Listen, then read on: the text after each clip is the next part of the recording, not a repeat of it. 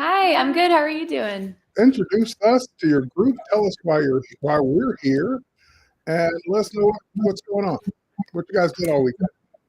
Yes, hi. My name is Marina Williams. I'm a photographer here in Salt Lake City, Utah, where I'm hosting the second weekend of our photography workshop, Colorpop, where we do 10 styled photo shoots over a period of like 3 days. And we have 20 photographers here from around the world that are visiting. We have a photographer from Mexico and from Panama. So everyone's from different industries, and we're all just experimenting, networking, and growing our portfolio. That is awesome. And I know we did it again last week with a different group, and you guys did some fun images out in the field that were kind of circus related. This time, can you tell us what the theme was this weekend? So we did 10 different shoots, so they were all very different. But we have a couple of images that were taken at the sand dunes with these like reflective orbs that we use that obviously got all the photographers in the reflections that we want to like play around with Photoshop.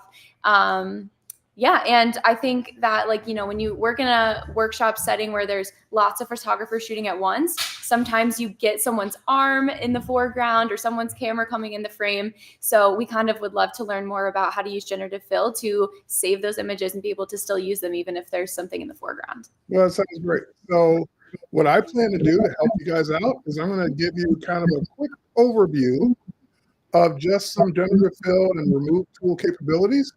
And then we'll dive into the images that you submitted, and I'll give you my take on how I would edit those. Fair enough? Awesome. Yes, All sounds right, great. I'll dive into it. And if the technology guides are working, go to switch, and you should now see my screen. All right, I'm going to turn down my audio. I'm getting a little bit of an echo, and let's go. All right, so I showed to the group last week. I showed a couple of these images, but I also brought up new examples just to keep it fresh.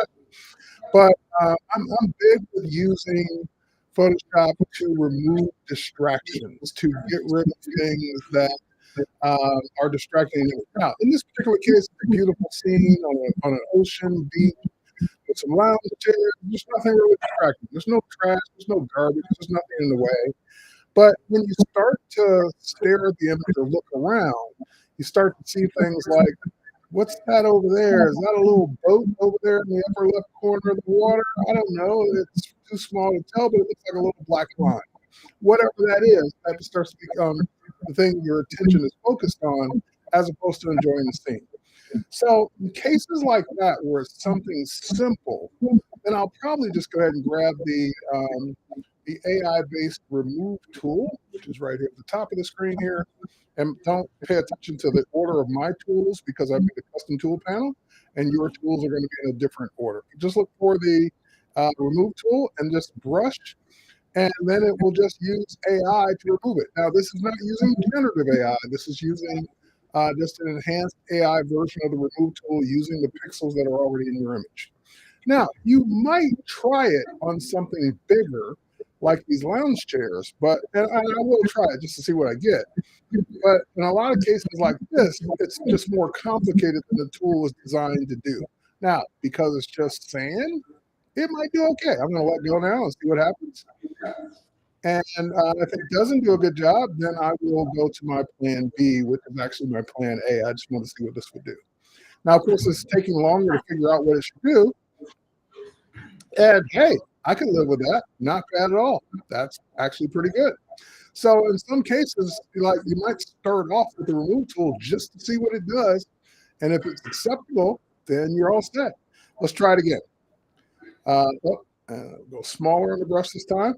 Now I'm going to come over here and I'm just going to keep trying it until it fails me. Or if it doesn't fail me, then I'm all set. We'll try those chairs over there. Now, that's not as good of a job. Like it just doesn't look as good.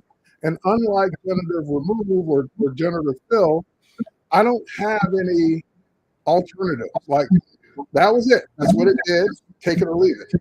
So I could undo that and say, I'm going to try something else on that one. Now let's come over here. Last time I did not remove this pot, but I just want to see what happens if I use the remove tool on it. Does an okay job. I'm okay with that. But well, it was okay. It wasn't perfect. There was a little bit in the lower left corner that wasn't great. So those are cases where I tried the remove tool. The remove tool just wasn't good enough. And now I want to try something else. So I'm going to go ahead and just now make a selection of that pot over here. We'll start where we left off. And now that will bring up my contextual taskbar. And in the contextual taskbar, there's a generative fill option where I can now type in what I would want to replace it with. But what I've gotten word from the Photoshop team is they're working on technology behind the scenes where if you just type the word remove, it now instinctively tells the algorithm in generative fill to do a remove as opposed to maybe substituting it with something else. So I've been trying that more and more, just typing the word, because we used to leave it blank. But I've been typing remove more and more and getting better results in most cases. So we'll see what this gives us. Now, generative fill does require an internet connection, whereas the remove tool does not. All right, so that gave me a much better job. And of course, I can also go in. That one's even perfect. That one's even better. And I can see the 3 variations. So number 1 was okay. If I zoom into that area, you can see that there's a little bit of distortion right there. Number 2, much better. It even like replaced a little bit of the tree there. That looks more natural. And number 3 is not as good as number 2. So number 2 would be the one I would pick. The other thing that's nice about using generative fill is generative fill always puts it on a separate layer. So if you ever wanted it back, you could just turn that layer off. It's just hiding it underneath the layer that it created. Whereas the remove tool is destructive. You would have to proactively duplicate the layer first. So just keep that in mind that if you want to get back and you've gone past your undos with the remove tool, you better create an extra layer. Whereas generative fill does that for you automatically. All right, so if I come over here, same thing. We'll grab our lasso tool. And as you can tell, I'm just making a very general, broad selection around these chairs because when you do it tightly around the object, like I can use the object selection tool and it would make a tight selection around it. But that could potentially leave an edge around it visibly that you could see when it removes it or replaces it, that it wasn't good enough. So I just like to make my selection nice and loose around it when I'm doing these kind of removes. So once again, generative fill, remove, and we'll let it cook. Talking to the Adobe servers in the cloud and letting it do its generative fill.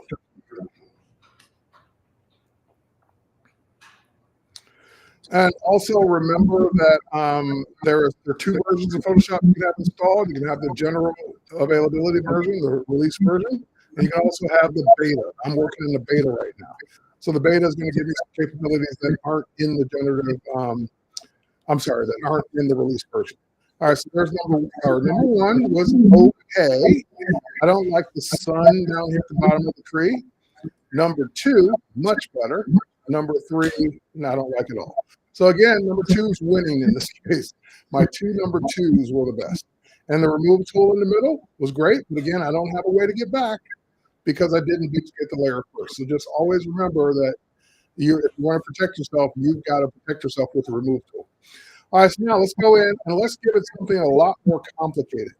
And this is definitely something the remove tool is not going to handle. So if we look at this scene, I showed this last week, and every time I use this particular example, I'm blown away. Because if you said, or if your client said, hey, I need a shot of just me in the gold outfit without my friends, it'd be cheaper it might be cheaper to fly back to that location and take the shot again. Because trying to remove both of these people could take hours to do it correctly and get the background in. And keep in mind, she's covering her. You don't see her shoulder. You don't see her outfit on this side. Her arm is tucked away like that. So when you see the result, keep in mind, I didn't do anything to her arm. But this person would be easier to remove. This person would be harder to remove because you'd have to rebuild her shoulder. And then let alone the background. So just think about that. If you had to remove something that complicated prior to using generative fill, how much harder that would be. So I'm going to go ahead and load in a selection that I already made just to save me time. Yeah, it's taking me a few minutes to lasso this. So instead of me having to do it in front of you, I've just saved a channel that says 2 women on the side. I click OK, and there's my lassoing. So I lassoed her head above her arm.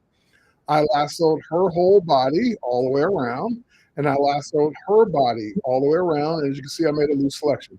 I did not touch her arm, so don't blame me for the way the arm looks when it's done. But now we'll do generative fill. And once again, we'll type in remove, and we'll hit generate. Now, again, the prompt, we used to leave it blank to remove. You can type in the word, you still do that. You type in the word remove. Or you can type in if something that you want to replace it with something else. You can type in what you want to replace it with. And so the technology is amazing. And every time I started out when Generative Fill first came out and first came to employees in beta, I was just, again, blown away by every time I used it, how much work and time it will save me. Now, this one is okay. Not great. It's okay. Try the next one. Much better. Number 2 again. And number 3 is okay. But number 2, again, is, every day is different. Some days number 1 is the best all the time. Some days number 2 is the best all the time. And keep in mind, you're not just limited to 1, 2, or 3 and say, oh, God, I don't like any of them, and I'm stuck. If you don't like them, hit generate again. And it'll generate 3 new ones. So you can keep generating. And I remember early on when Generative Fill first came out, I would have to generate sometimes, like hit the generate button to get three more choices, like 10 times. So 30 variations until I got the one that I actually liked. So don't be afraid to hit generate again if you want to see if it could be better. Now, that one is okay, not as good as number 2 on the other one. That one is okay. Again, I'm not liking this glow around her hair. Again, so these last 3, I don't like any of those. I would go back to number 2. Number 2 would be the better one. And also keep in mind that if there's something that it didn't do quite right around this particular area, you could go and fix that. You don't have to keep generating to try and fix a little simple thing. You could actually go in and use Photoshop and correct whatever it is you didn't like. So in this case, I would keep number 2. These last 3 results, 4, 5, and 6, I don't like at all. And the other thing I'm going to remind you, and I don't think I did this last week, is that if you have results you absolutely do not like and you will not use, then you're better off deleting them because they're only making your file bigger. Like when I save this PSD with all 6 of these generations, that's making my file bigger, especially if I'm going to have generations in there I'm absolutely not going to use. So for example, number 1, I'm not going to use it. So there's a little trash can below each generation to where you could go in and say, yeah, I'm not going to use that one. Might as well get rid of it. Now this one becomes the new number 2 or number 1. So keep that in mind. Don't delete this one. Let's go back to this one. Yeah, I'm not going to use that one. Delete it. And then we go here. Yeah, I'm not going to use that one. Delete it. And then that's the one we're keeping.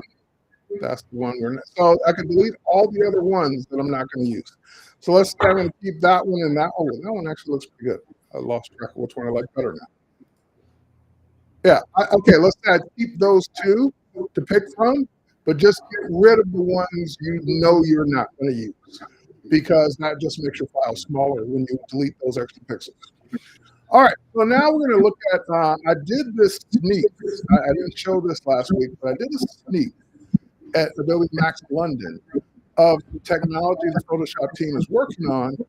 That's not generative fill, but it's AI-based selection. So we've had AI-based selection for years. Select subject, select sky, the object selection tool. All of those are AI and machine-based learning selections. But when Generative Fill first came out, I used to use this example of this waterfall shot that I took in Iceland. And I always make the joke, I don't like to get up early, so I didn't get up early enough. And there are people in the way, and I was just frustrated, and I didn't get the long exposure I wanted, so the waterfall doesn't look great. And I did get a nice rainbow, but I was just not happy because of all the people in the way. Now, I would a year ago, I would make a lasso selection around all the people in generative fill and get rid of them. Now they've even made that easier. Under the select menu, they're testing out a technology. When I showed it at Max London, it was called select.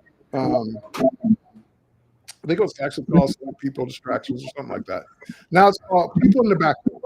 And again, this is all being tested. Don't run away and say this is the feature, because it could change at any time. This is not released. This is in my beta. But I'm going to say select people in background. And just give it a second. And it says find people, and that's it. It's gone ahead. Even taking that extra few minutes of time that it would take me to select all the people, it's done that for me.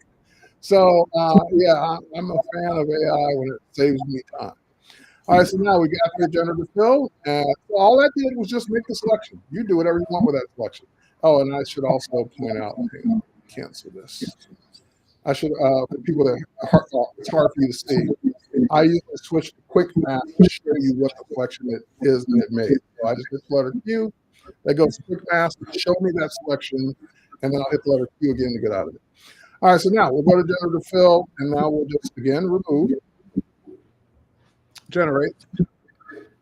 I have a question. Is using the word remove I got for 2 examples, and we're good on time, and then I'll get to the Colorpop submission. I have a question, Terry. Can you hear me? And they're gone, just like that. So I can sleep in now. No, just kidding. You still want to get up early and get the good light. The U.S. photographers know that even if there are no people there, you still want the better light in the morning. But if you did get that great shot because people are in your way, Photoshop's going to make it a lot easier in the coming months to select those people distractions. All right, so that's just a quick look at removing various distractions or removing hard, complicated things in your photos. Now I'm going to go into one that, again, I didn't show this last week because I just simply forgot to show it. And that is sometimes you need to convert an image to a different aspect ratio. So everyone's taking photos with their phones these days, and videos especially. And a lot of times they're taking vertical because that's the way you hold the phone. That's how vertical video started. We hold our phones that way. We consume content that way. So everyone started shooting vertical video because that's the way it looks on your phone, and you're just not used to holding it sideways. So in a lot of cases, a shot like this is taken, and then you need it wide. You need a wide version of it. Maybe you're going to put it on a banner, maybe you're going to put it on a flyer, maybe you're going to put it in a magazine, maybe you're going to put it in an article. All the things that you might use this for wide become challenging when you didn't get a wide shot. So I'm going to, hold on, someone says the audio is echoing real bad. Hang on, let me mute. There we go. Brian, let me know if that's better. I've muted my guests, so they're not talking to me anyway, so let me know if it's better audio. But let's go ahead and let's now, I lost my train of thought. Okay, now we're going to expand this out. So let's go ahead and grab our crop tool. I'm going to zoom out. And I'm going to now say that I want to, I could pick an aspect ratio. So I could say that I want this to be 16:9. And that will give me the 16:9 aspect ratio for the crop. So if I'm, for example, on a video, or I'm putting this as a video thumbnail and I need a wide version, I can now just go ahead and expand it out and undo that. And hold on my option key. There we go. It expands out from the center that way. And now that I got it, I'm going to go ahead and go back to my contextual taskbar. And you'll notice that there's generative expand now. So you have the ability to generative expand content aware fill, which is the old technology, or just don't do anything generative, just make the background black or whatever my default color is.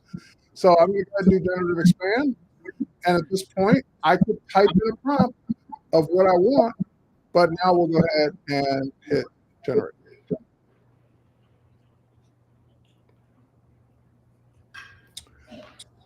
Modern Air, thanks for that. Yeah, he's talking about, they're talking about using the aspect ratio option.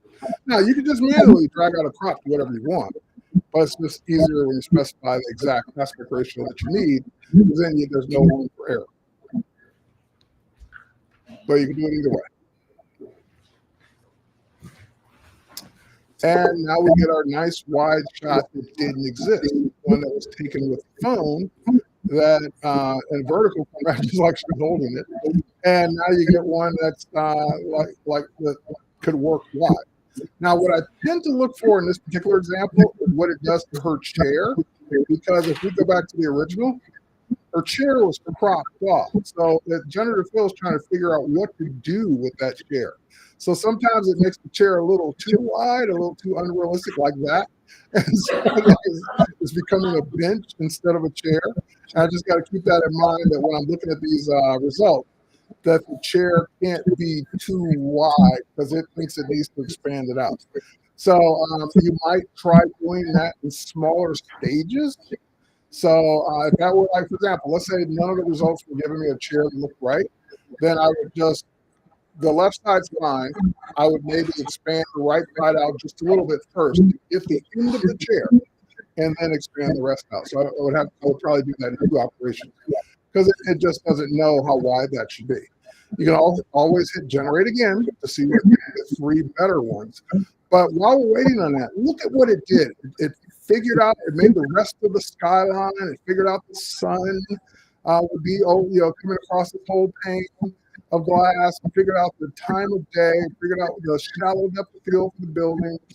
And it gave me another column over here. It gave me the rest of the desk with the reflections. Just things that if you had to do all that manually, the time it would take to do it. Now, I don't like that one because of the column. The chair is still a little too wide. The chair is still a little too wide. The chair is a little too wide. I mean, you can get away with it, but I would probably be working with smaller selections first to get the chair just right. But everything else is nailed. It's just getting that all perfect.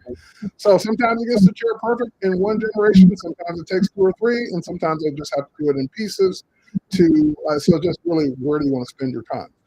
All right, so that's Generative expand. And now, last but not least, we're gonna get out of the crop tool. This is one I was playing with earlier, and I just said, oh, let me try this one. I haven't tried this example of just a photo of me from a couple years ago. And I said, you know what? I've played around with changing my outfit with Generative Fill in the past. And the problem with Generative Fill in the past is I would make a selection around like a liberal selection around my shirt. And then I would type in what I wanted it to fill it with. And it would do it. It would generate a suit or a jacket or, ski jacket, whatever. It would do it. But suit of armor would do all those things. But the body width would continue to fluctuate. Sometimes it would make it the right size, like it is now. Sometimes it would make it super skinny and look weird. Sometimes it would make it somewhere in between. It was just always picking a different body size, so that it just would pick a different body size. It just wouldn't be right. So with that said, there's a newer way to do this now using a reference image. So instead of me making that loose selection around the whole thing, what I'm going to do instead is make a tight selection. So I'm going to go to my object selection tool. And with my object selection tool, I'm just going to come all the way out and drag all the way across. And that should tell it, and it did, that I want this object, which is basically my shirt. Now, I do notice one problem with this, and we're going to have to address that when we get to it, is that my collar is sticking out from the back. And so, that's a problem. It's going to be a problem with this jacket, which we'll see in a moment. So now, what do I want to generate? So I could do Generative Fill and just click Generate and type in something, but that's going to give me the different problems with the body width. And now that I've got a tight edge, it also show the edges. So the next thing I'm going to do is there's a new button, and this is in the release version. I can't remember if it's in the release version, but it should be released soon if it's not. And that is picking a reference image. So I'm going to go ahead and just click the choose a reference image. And so now I'm choosing, instead of me typing in of what I want the photo to be of my outfit, I'm actually going to choose a picture for it to look at and use. So I'll say choose image. And with that said, I have a bunch of reference images here. Here's a purple blazer shot. Here's one that I actually, this cruising shot, one that I generated of a jacket. So that's not a real jacket. That's one I generated. And so you can either use a photo or even a previous generation. So let's start with the blazer. That's what it looks like. Let's go ahead and open it up. Now that's in the prompt. And if I need to say something in particular, I can go ahead and type it in the prompt, but I'm just going to leave the prompt blank because I've already told it what I wanted to do by just adding the reference image. So now we'll hit generate. And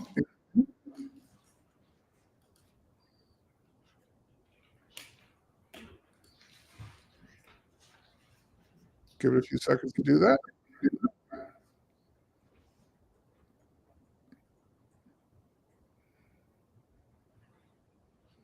And there it is.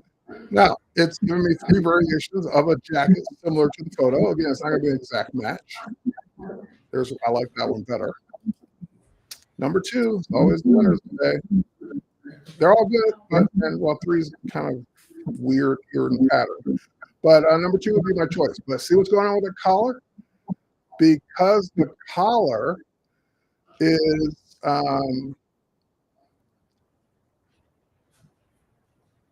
I got it. So the noise that people are saying is actually coming from my group here. So if you guys, I don't know if you asked the question to me, but I'll take questions at the end. So hold your questions. And if you could mute on your side, that'd be great because some people are hearing the echo, I think. So with that said, let me keep going. And like I said, I'll pause early on. I'll pause before we end for all the questions. So just keep your questions in mind. All right. So with that said, how do I deal with this jacket sticking up, this collar? So I could have adjusted the original photo before I made the selection, so the collar wasn't sticking out as far. Or now in this case, I'm going to have to actually deal with it after the fact. So what I'm going to do is make a composite layer with the whole left side of the keyboard. So on the Mac, that would be Command Option Shift E. On PC, that would be Control Alt Shift E. And that will make a new layer. Now, again, I didn't destroy anything. I still have my original layer. I still have my generative fill layer, and I have this new composite layer. And so the composite layer, here if I turn these off, is just the whole thing smushed together as one layer. So now that I've done that, the reason I did that is so I have the freedom to go in now and make adjustments with Liquify. And I can make that a smart object as well. So here, let's do that. Let's go to filters. Convert to smart filters. So again, I make it non-destructive. And now we'll go to filter again. We'll come down to Liquify.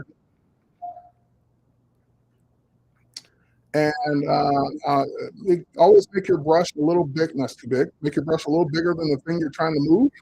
So that's about the size of the collar. And I can just go ahead and push that collar down. So if you're getting too close to the face, make the brush a little smaller. And we'll just put that collar right back into a line. So that just makes it look more natural. It makes it look better, whereas the collar isn't sticking up. So there's the before, there's the after. Just a quick little tweak using the Liquify. Thank you, Hector. I appreciate the compliment. All right, so that's it. So those are my examples before we get to your images. So now that we're here, let me go ahead and pause for a second because I can take questions at this point as well. Let me turn my audio back up for the group. And if there are any questions, Marina, let me know what they are before I head up into your images. Yeah, I just had one quick question. You mentioned that right now typing remove is helpful for generative remove. Is that in just Photoshop beta right now, or is that also in normal Photoshop? That's an excellent question, and I don't know. I don't know if that's been released yet in the regular one. It won't Okay. hurt by typing it in the regular one. So I would just go ahead and start getting in the habit of typing it. Okay, good to know. Thank you. All right, I'm going to put you back on mute. I think Okay, we have. so now let's go ahead and switch over to your image. So I'm going to just go ahead and close these, and not going to save. I don't need any of these. These are just my samples. And we'll leave that one open just so one stays open. Let's go to Lightroom Classic. And in Lightroom, I put the newer images from this week that you guys sent me. And I got one from last week. If we have time, I want to get to that one too, because I didn't get, this was a user submission, and I didn't get to this one last week, and I felt bad after the stream was over. So I'll try and get to that one before we're done today as well. But let's talk about the object of today. We have these great scenes out in the desert. I'm jealous of your shoot locations. We don't have anything like this around here in Atlanta. I would have to go on a plane to go to get a scene like this. But very cool looking shots. The models are great. But as you can see, the minute you start studying the image, you start to see little distractions. Like, what's this thing down here at the bottom of the scene? What's this down here at the bottom left? What's the, oh, I see the little stands here for the props. And then you start looking at just other, things that are naturally in the scene, like, hey, there's a groove right there in the stand. Hey, there's some brush over here and over here. So it's easy when you look at an image long enough to start picking it out, like just like picking it apart. You start to get into you just start to get into thinking about things that that are distracting you. Because you don't want to take your attention away from the subject, which are the models and the props. Now, the other thing I'm looking at too, like I also look at when I see a horizon line like this, I start to say, is that crooked? Or is it just dip down naturally? And I think it just dips down naturally because the model looks pretty straight, and up here it looks pretty straight. But I might tilt it just a hair just to straighten this part out, because I think this does dip down naturally. But those are all those kinds of things I start to look at in an image before I start to think about, okay, what should I correct or adjust? So now head over to the develop module. Every time I do these, I do the exact same things. In this case, since we have a raw image, I'm going to start with a camera profile.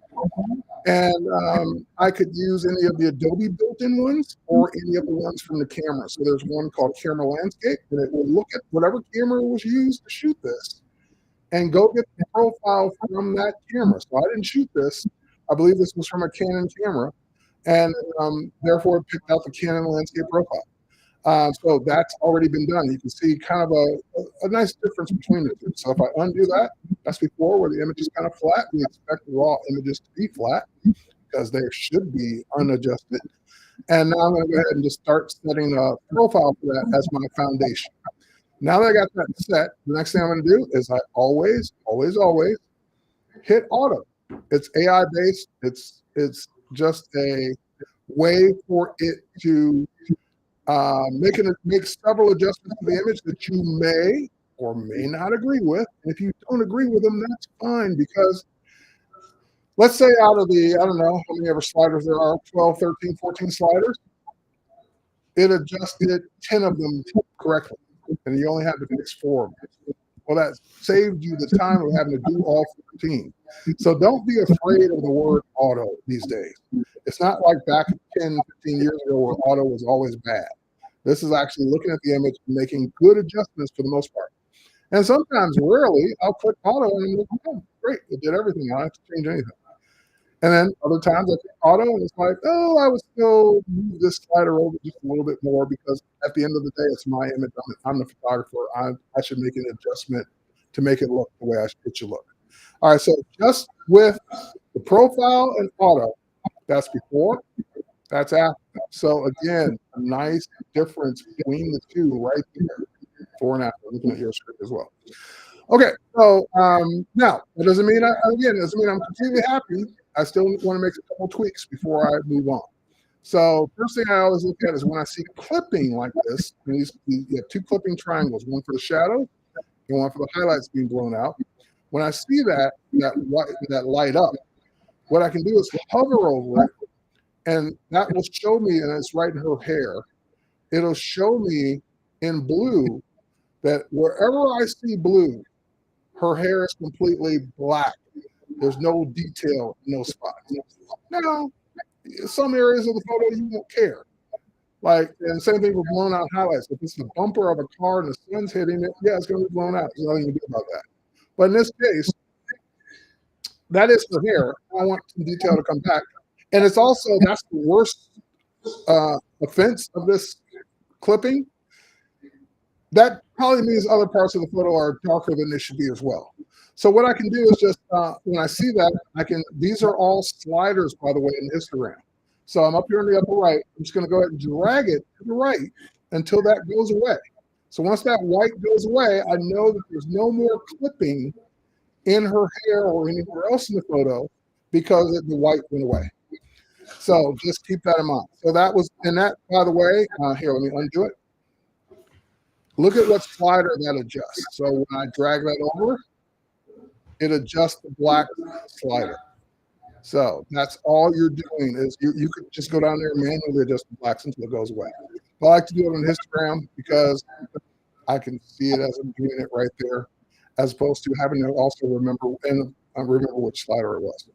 All right, now the next thing I would do again is I would bring up the shadows a little bit more. So again, I don't agree with auto shadows. I want the shadows a little bit more, and I would also bring up the exposure just a hair. Now, the other thing it does not do, it does not adjust texture, clarity, and dehaze. So auto doesn't affect those one way or the other. It just leaves them alone. So in that case, I would go in and just simply bring up a little bit of dehaze. Now, that's too much, obviously, but you can see what dehaze is doing. Making it very hazy, making all the haze away right here in the middle, but just a hair more dehaze. Just brings out a little bit more, brings back a little bit more of that color in the sky and color in some of the washed out areas. And so here's a comment from Modern Air.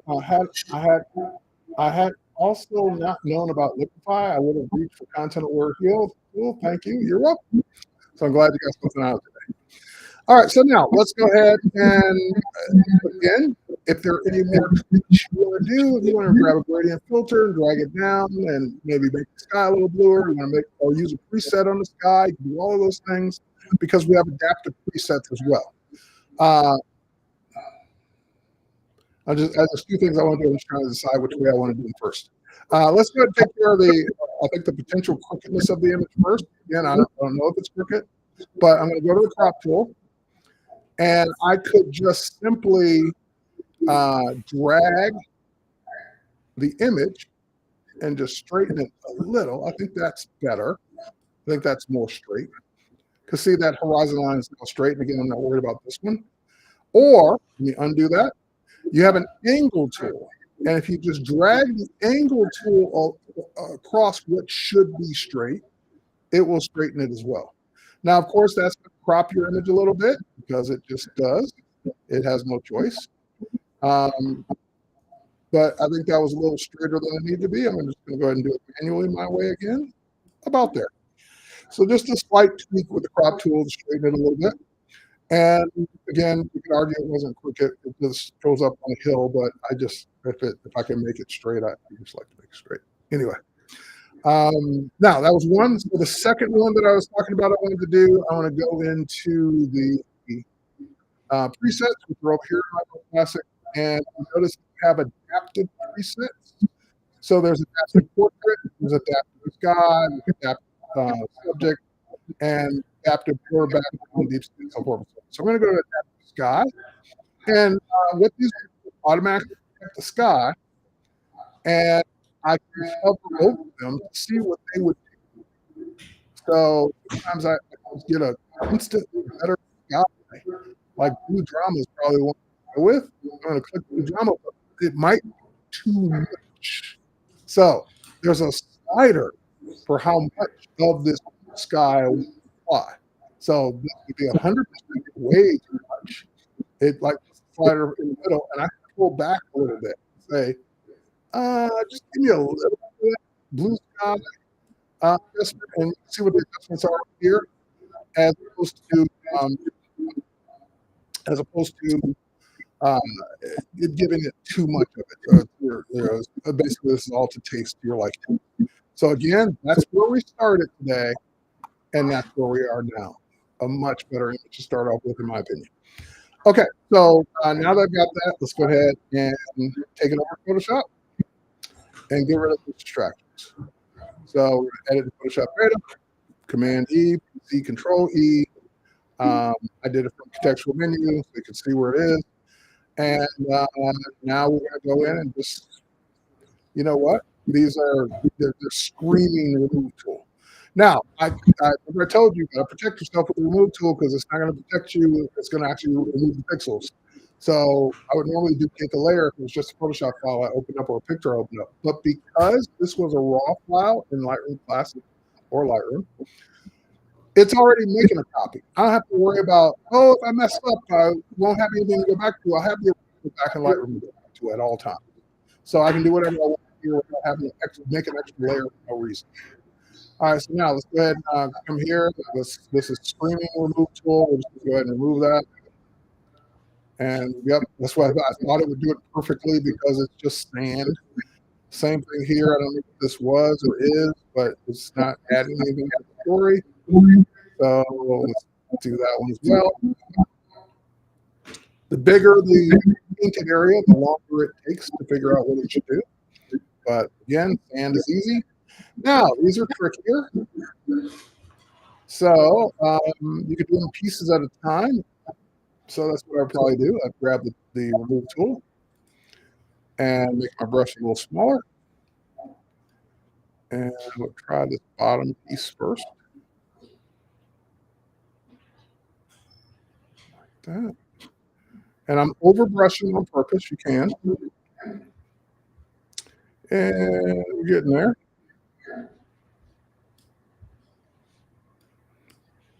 See it, and it's confused. It doesn't know if it should make that extent. So now it's starting to mess up the prop. So at that point, I've gone too far. Let's go back. Let's try it on this part first. Yeah, see, it's just the remove tool is having a hard time distinguishing what should stay there and what should go away. I'll come back to this one. Let's try it on this one, which is only one piece.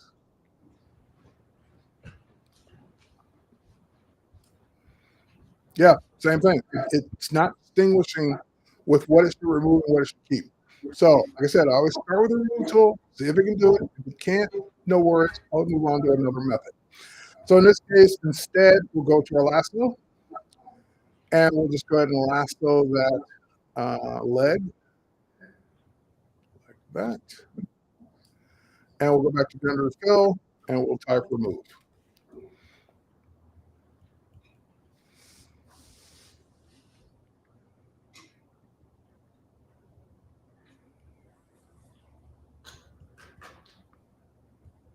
Let's see what we get this time.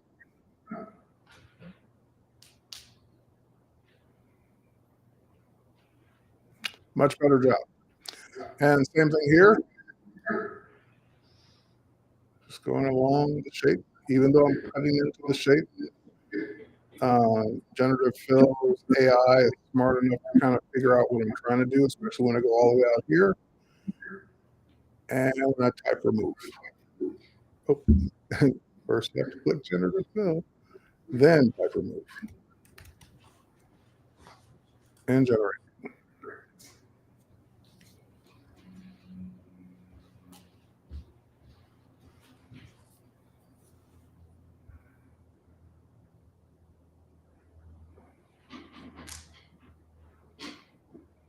I didn't see that one there. Let me look at the variations. That one. I mean, keep in mind I had variation on the other one too. It's just, I like the way it was. So again, let me look at the before and after. It's hard for you to tell on that one how much of that prop is cutting off. That's probably the better one of it not cutting off so much of the prop itself, or that one, but probably this one. And then I can now go in and tweak and get rid of this one little piece using the remove tool or another generative tool. So I could try either one, Let's do another generative fill real quick. And generative fill remove, because again, that's just going to give me another layer anyway.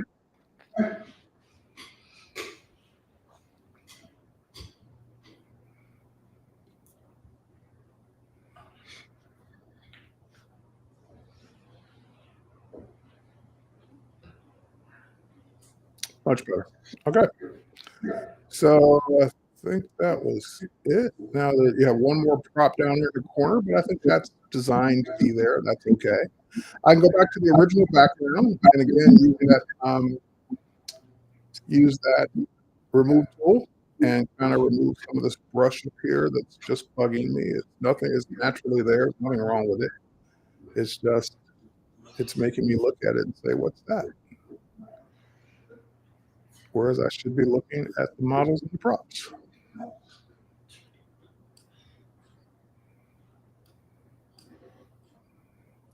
All right, one little groove there is bugging me. All right, we're good. We're good. That would Scott. That would be my take on this edit. And again, you could of course keep cleaning up little things, but you get the idea. How picky you are about the little things you clean up is totally up to you. I'm going to go ahead and save this. Now again, it's saving all the layers. So if you had, and remember, I had 3 variations in each one of those layers, and I didn't remove any of them. So that's saving all that extra space that I probably don't need. All right, so we go back, and this is what I meant by it puts it right next to the original. So the original's there, the new one's here. It made a new Photoshop file with all the layers. The original's still there with the non-destructive adjustments from Lightroom, and you just keep working. Now, I have another version of this where you have a photographer here, and this one is a little more challenging. Let's see what we're doing on time. Okay, we got time. Because I want to get to the orbs as well. So let's go ahead and hit develop on this. So we're going to scroll up, and we're going to do camera landscape. And I'm just going to quickly go through these. I'm not going to explain every little thing because you already saw that. And now we'll go ahead and head over to Photoshop. I'll just use my keyboard shortcut. That takes us over. And now this is one that I've not tested, so I have no idea what this is going to do. Because here's the problem. If I remove this whole person that was leaning into the frame, what's going to do with her leg? I don't know. Let's find out. I have no idea what it's going to do to her leg. I don't know if it's going to put a shoe on it. It's going to extend it. I don't know. Because there's no legs there to work with. I go to another shot and Photoshop a leg on. But if it doesn't do a good job, that's what it'd have to do. But there's let's see what happens. I have no idea. I saw this image. I said I'll be just as surprised as the audience because I have not tested this image at all. Sometimes we're pleasantly surprised. Sometimes we're horrified. It just depends. And it added another shoe. I'm blown away surprised by this. Oh, there's a shoe that actually matches. Oh my God. There it is. Generative. That foot's a little too big. The generative flow for the win. Look at that. It looked at the whole scene. It's all what her other shoe looks like, even though it wasn't selected or part of it. It removed the photographer, added the sand, added the rest of the leg, and added another shoe, even at the right angle. Mind blowing. Just again, where we are today in technology. It's a great time to be alive. All right, so I'm good. So don't forget, if there are results you're not going to keep, that shoe's not the same. So I might as well get rid of it. That one looks good, and I probably maybe keep the bigger one because it's not that much bigger. You can always scale it down, but it matches more. It matches better. If that makes sense. And you could argue to the camera, so maybe it's a little bit bigger. I don't know. But I would keep both of those in case, and I would go ahead and save it. But just remember to get rid of the ones you know you don't want to make the file smaller.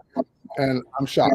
I did not expect it to do that good of a job with that leg completely gone. All right. Let's close out. Let's head back over to Photoshop where it puts it right next to the original. So this is where we were, and that's where we are. Look at that. It's literally like you just turned that layer off and it wasn't a layer. It was actually that didn't exist. And it made up those pixels along the way. All right, last but not least, we have 2 shots. The process is going to, I love those, by the way. The process is going to be kind of the same. This one would take longer because there's multiple orbs and multiple things. So let's go to the one we have here, this one. What the problem is, in this reflection, you see things you don't want to see. So we'll do this one quick. Develop, camera, portrait, auto. Look at that detail it brought out. The detail's there. It's in the shot. It's just as a raw file. It just didn't bring it out until we told it to. And bump up my exposure just a hair. And maybe bring up full dehair. Just a hair. Yeah, okay. I'm gonna say no vibrance, but I can live with a little vibrance in that shot. Sure. Okay, cool. Let's edit that one. All right, we've got it open in Photoshop now, and here's the problem with the orb. You just got stuff in the reflection that you don't want. It's like shooting a bowling ball. It's almost impossible to get a great shot because of all a highly reflective circular surface. It's just going to pick stuff from everywhere. So again, which method do you want to use? You start out with your tool and see, hey, how's this going to do? Because it's quick and easy. And some of this stuff.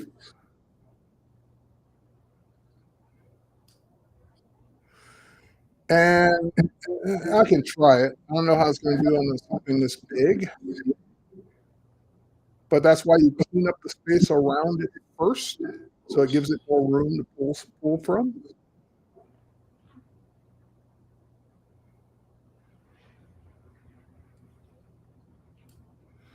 Let's see. Again, I can always undo it if I don't like it, and then use Generative fill.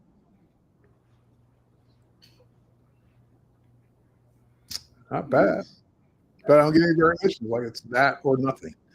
So that's before. That's after. All right. You know what? Let's undo it. Let's try Generative fill. I can always do another remove tool. So once again, we'll make a selection because I just want to see which one I'm going to like better. So in that case, you would duplicate the layer because that way you can look at both of them. I didn't do that, but that's okay. I will have the original layer after this anyway. Generative fill, remove. And again, the only reason you're typing in remove is sometimes Generative fill would replace. Like it would say, oh, you want some more people in there? I'll put some extra people in there for you. So the remove is to trigger Photoshop to not put something else in there and actually remove it. Yeah, as I figured, I knew I would like the Generative fill version better. It's just cleaner to me. I even like that circular pattern in the sand. And I get multiple choices to choose from. So that's why in this case, I'm going to stick with the Generative fill. But beautiful shot, whoever took this. Beautiful model, beautiful, like just scene, the globes, everything is just awesome. I love this shot. Jealous that I didn't get to take it. You got to invite me to one of these as a photographer next time. All right, so let's go ahead and again, which ones don't you want? They're all good. Like I can live with all of them, but it probably, yeah, I can live with all of these. So I only keep them if you're liable to come back and change them. If you're not, then go ahead and pick one and get rid of the rest. So I can't even decide which one I like better. That one or that one's probably looking more natural. But I like that one too. So I probably pick that one. All right, so we'll save that one. And I got a few minutes left. So I'm going to pop over to that one shot that was submitted last week. I know it has nothing to do with what you guys shot this week, but it was, I feel bad I didn't show it last week. So that'll put it right next to the original. So here's where we started. Here's where we ended. All right, let's pop over to this one. And this was, again, we're doing the whole circus theme last last week. So we did this and that and this, and we just kind of did some cool things with those. Last week when I ended the stream, I'd used the wrong one, and her foot wasn't touching the rope. I was like, no, that wasn't the right layer. So I picked the right layer and actually composited it correctly. All right, anyway, let's go back to this one. Oh, sorry, I hit the mouse. There we go. Back to this one, same kinds of things. Develop module. Okay, so it's not a raw file, so there's no color profile to worry about. We'll hit auto. We'll bring up the exposure a bit. I really did a great job on the sky. And I'm kind of just digging her out the scene she's in, so I don't know that I will replace the background. Let's go ahead and edit a copy because it is a JPEG, not a raw file, so we have to explicitly tell it to open up a copy. And again, I start seeing distraction. So I don't know what that little thing is on top of the hill, but it's got to be gone. And I don't know what this is next to her foot, but I would start getting rid of that stuff. So I'm just using the remove tool. There we go. So again, just any little thing that's going to draw my attention away from her. Okay, great. I'm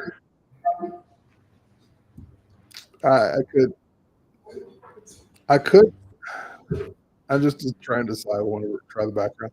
Let's try to remove background. Let's see what happens. Because of the grass, I'm not sure what's going to happen there. It's probably going to leave some grass in there, as it did, and didn't really do a great job on her foot, but it's not destructive, so we can always come back into this layer, or layer mask, I should say, and we could paint back in the rest of her shoe if we wanted, using the regular brush tool. There we go. I'm just trying to see what was there. That was it. Her shoe was kind of in the grass. So it really did do as good of a job as it could. Maybe something like that. And then I can generate a new background since we're here. So I can say generate background, and we can do, last week we were doing inside of a big circus tent. But keep in mind, you Photoshop off the grass as well, because the grass technically wasn't part of the background. And again, because of generative fill being an AI, it says, oh, there's grass, and we put some more grass there. So that's why I wasn't too worried about it. And put some people back there as well. Zoom in on the people at your own risk. I'm not sure what they're going to look like. Yeah, pretty cool. So that would be my take on this image, is just putting something in the background like that. Or you can leave it on the hill if that's what you want. All right, so I'm going to save that one, and we're right at time. And I promised I would take your questions, so I'm going to unmute, and I can now hear you. Yeah, I just wanted to ask, because I missed, what did he do? He selected the subject and then just painted on the mask?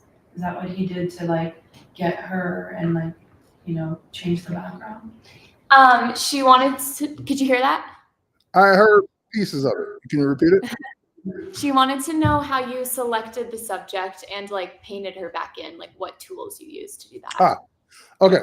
So it's saving now, but I'll give it a second to save. So the first thing I did was remove background, which is, let me go back to her. I'll show it to you slowly. Let's go back. Let's make another copy. So first thing I did was remove background, which simply just select subject, invert, mask. That's all it does. Now, to paint pieces back in, keep in mind you're on a mask. That's what remove background did. And all I did is, if I want to bring the pieces back, then I use my brush and I paint with white. If I want to hide pieces, I paint with black. So I white selected. That's going to bring back everything. If I want to get rid of it, I switch to black, and I could say paint away this entire foot. And you use a hard edge brush, but yeah. Does that answer it? Yes. Yes. Anyone else have questions? Oh, I do. We have one more. So sometimes when I use generative fill in circle something with the lasso tool and type remove, it says that it's not able to do it. I'm just curious why it can sometimes do it. Because I noticed it sometimes like on part of an arm or a foot, and it's like it's not able to, it's an error, basically it comes up as. And I just am curious why that happens with some pictures and not with all of them. It happens to me too. So if you're talking about the yellow dialogue, it pops up and says error, couldn't do it, whatever it says. It just couldn't figure out what it needed to do, either based on the image, the existing background that was already there, the selection. So what I tend to do to try and alleviate some of what it's confused by is I'll temporarily mask the rest of the image or parts of the image.